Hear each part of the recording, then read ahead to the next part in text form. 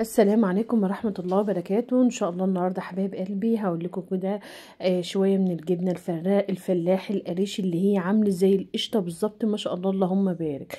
وهقول لك كمان شوية كده عن القشطة ويا رب تعجبكم. وهنعمل بقى النهاردة البتنجان بتاعنا لما تيجي تحطيه على الفطار، بس بطريقة بقى جميلة، ولا تقولي لي مسلوق ولا مشوي ولا مقلي. هعمله لك بطريقة جميلة جدا تحفة، هيعجبك ان شاء الله. واقول لك كمان تعملي الغدا بتاعك ايه. بصوا بقى حبايب قلبي، بس ما تنسيش بقى تعملي لايك واشتراك للفيديو. اول حاجه جبت البتنجان كده زي ما انتم شايفين. طبعا انا بحب دايما البتنجان اللي هو البنفسجي، عايزه اقول لك احلى مليون مره من البتنجان الابيض. مع ان في ناس بتقول لك ان البتنجان الابيض بيبقى عامل زي الزبده، لا انا بحب البتنجان البنفسجي والبتنجان اللي هو العروس اللي هو الاسمر ده، بيبقى حلو جدا برضو في الطعم. ببتدي بقى اللي انا اشيل العنق بتاعه، وببتدي اللي انا اجي من جوه وابتدي اللي انا افتحه. تاخدي بس شق من فوق كده والايه من فوق لحد تحت، وهو يبقى معاكي ما شاء الله جميل اللهم بارك. احلى حاجه في البتنجان دي لما احنا هنعمله هنحطه في قلب التلاجة، يفضل عندك بصي وقت ما انت عايزه تجيبي منه هتعمله منه ما شاء الله اللهم بارك. طبعا انا عملت معاكم قبل كده البتنجان اللي هو في المش، والحمد لله عجب ناس كتير. عندي هنا يعني 6 فصوص او 7 فصوص من الثوم، وعندي هنا قرنين من الفلفل الاخضر. طبعا الفلفل الاخضر اللي هي العيدان اللي هي بتبقى الشطه دي بتبقى طعمها حلو. لو عندك فلفل احمر برضو حطيه، مش حابه خلاص ما فيش اي مشكله. عندي هنا معلقه صغيره من الكزبره، بس الكزبره ما كانتش مطحونه، بس هي كده كده اللي انا هطحنها مع بعض يعني. وحطيت شويه من الكمون وشويه من الملح المبهر. طبعا انا حسيت ان الكميه قليله بتاعه الفلفل الاخضر، فقلت لا ازود شويه علشان تعمله. عايزه اقولك بقى بتجيبي راس الهون وتبتدي اللي انت بقى تطحنيه كويس جدا او تدقيه بالهون. انا بصي اهم حاجه اللي هو يتفرم معاكي زي بصي زي الحنه كده بالظبط. انا مش عايزاه يبقى خشن معايا، حلاوته ان هو يبقى ناعم. طبعا احنا مش هنحطه له ليمون دلوقتي، حط بس كده شويه زيت علشان يبقى قلبه احمر من جوه كده.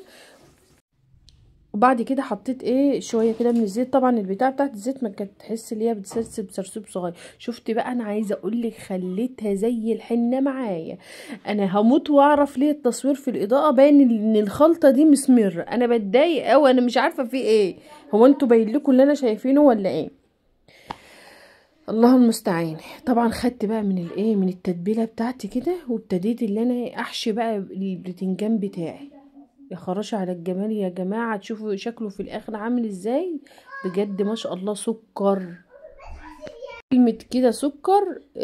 شوية على لو وصلت الفيديو لحد هنا تنسي بقى تعملوا لايك للفيديو، وكمان تشتركي في القناة وتقولي لي دعوة حلوة من قلبك. ربنا يوعدكم يا رب بزيارة الحرام، زيارة بيت الله الحرام في رمضان ان شاء الله. وانا معاكم قول اللهم امين.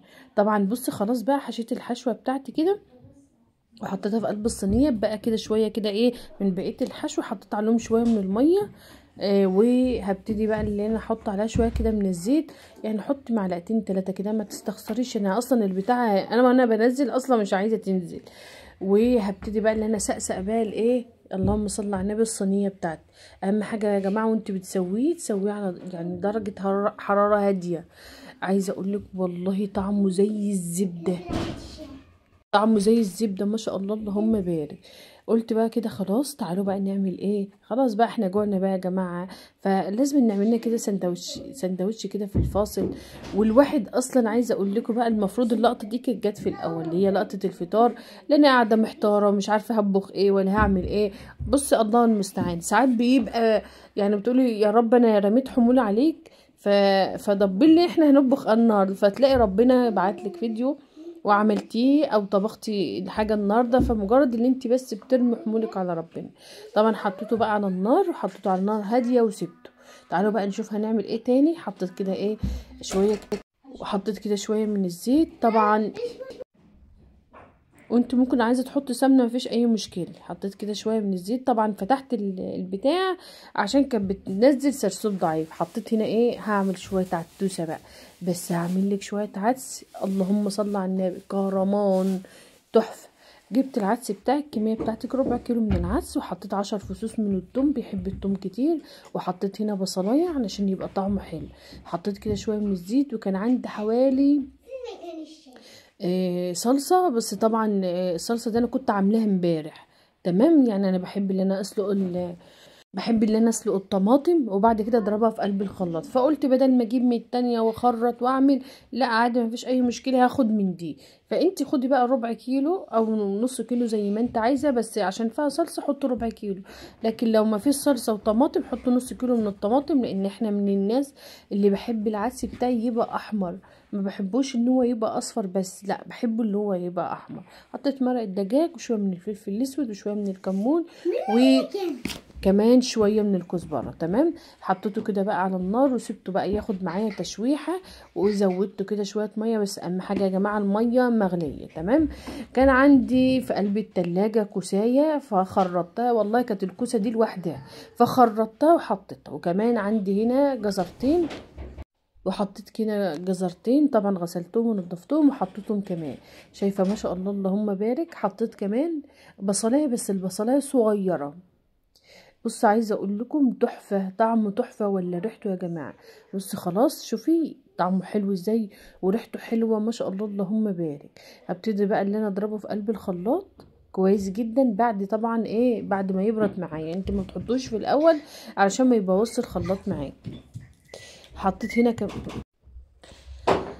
بعد ما ضربت بقى الايه العدس بتاعي، اللهم صل على النبي، حطيت كده شويه من الزيت، واللهم صل على النبي حطيت شويه من الشعريه بقى. طبعا انا مش هاخد كتير يعني، لا انا يعني بصي بيبقوا حبه كده حلوين بحيث ان هو ما يتخنش قوي زياده عن اللزوم. تمام. الشعريه عشان تاخد لون معاكي لازم يا جماعه تقفلها، ما ينفعش انت تعملي اي حاجه وتسيبيها هي الشعريه كده، لان بتتلهب معاكي بسرعه، لان لو خدت لون معاكي زياده اللي هو اللون الاسمر هتبقى طعمها وحش وهتبقى ممرر معاك. اول ما تبتدي تحمر معاه ممكن تحط لها شويه سكر صغيرين، علشان لو انت حابه الايه اللي هي تاخد لون معاكي كله مع بعض. بس هي ما شاء الله طالما انت ايدك فيها تاخد معاكي لون. طبعا ايه جبت العدس بتاعي، شوف يا جماعه احمر ازاي، عسل. الله اللهم بارك، جميل. ضربته كده في قلب الخلاط، وهبتدي بقى اللي انا اقلب تقليبه. عايزه اقول لك انا ما استنيتش، خد مني معايا غلوه قمت جايه طافيه عليه النار. تمام. تعالوا بقى شوف البتنجان، اللهم صل على النبي، جميل جدا يا جماعه. طبعا بقيت اللي كان نازل من قلب الصينيه الصوص بتاعها، شوفي الصوص باين اللي هو اسمر ازاي. طب انا اعمل ايه بقى؟ طب انتوا شايفين الكلام، انا عايزه اقرب، شوفي انا كل شويه اقرب لكم عشان تشوفي اللون بتاعه، التتبيله جميله. بس انتوا اكتبوا له في التعليقات لو انتوا شايفين اللي انا شايفاه، قولوا لي وعرفوني يمكن انا شايفه حاجه تانية. تمام. باخد بقى التتبيله بتاعتي دي مع تلات ليمونات، وبعمله محطش ليمون في الاول لان الليمون لما بيبقى على النار كتير بيمرر. احلى تتبيله للبتنجان هتاكلها في حياتك، عسل. وكمان شفتم انا عملت حلتين اتنين، لان انا بنحب جزء يبقى فيه شوربه شويه زي اللي هو المرق كده، والتاني بنحبه اللي هو يبقى تخين، اللي عايز ياكل بالشعريه تمام واللي عايز ياكل ايه البتاع. والله شويه عدس يا جماعه اعملوه بالطريقه دي بجد هتدعيلي قوي قوي. والاكله دي مش هينفع معاها الا شويه ايه، الا شويه بصل اخضر. البصل الاخضر بيحلى معاه ويبقى طعمه تحفه. بعد ما خلصت بقى الكلام ده، عايزه اقول لكم بقى عملت شويه جبنه، اللهم بارك، جميله جدا. بصوا بقى يا جماعه، الحمد لله اللهم لك الحمد والشكر يا رب. انا بعمل جبنه طعمها حلو قوي، وما عندش بعرف اكل جبنه خالص نهائي من عند حد، لاني خلاص جربت بتاعته وعمايلها تحفة تحفة تحفة تحفة من هنا لبعد بكرة. اللهم صل على النبي. بعمل خرطة بخرطتها زي القشطة بالظبط، لان انا بعمل الجبنة مش داخلها اي اضافات خالص الا هو اللبن. بصي قشطة جميلة، جربوها تعجبكم ان شاء الله، وهقول لك على طريقتها ان شاء الله. بنزل لكم فيديو واقول لك هي بتتعمل ازاي كل يوم. الحمد لله ببتدي ان انا اعمل حصيره واقوم جايه حطاها في قلب التلاجة بتبقى صبحه على طول. وكمان القشطه هقول لك برضو لو انت حابه تعملي القشطه بتاعتك ما شاء الله تبقى تقيله معاكي، وايه اللي بيخلي القشطه معاكي تبقى تقيله بحاجات